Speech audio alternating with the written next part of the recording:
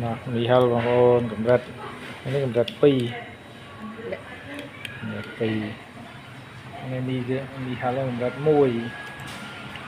Ini cầm rật sâu. Khóc cái này. Nghe nhím tới ôn. Còn ploi. Nghe chưa bật lại. Em chiên. Chút lộ ra đây này. Mùi. Đây cái miền và hắt miền cùng sầm mót.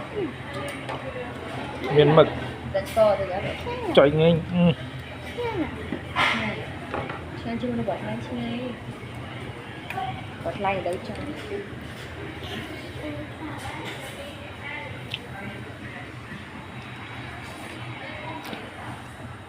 Gạo.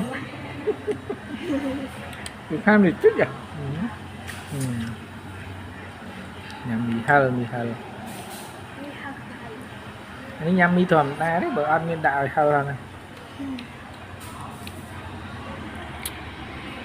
Hao là mà.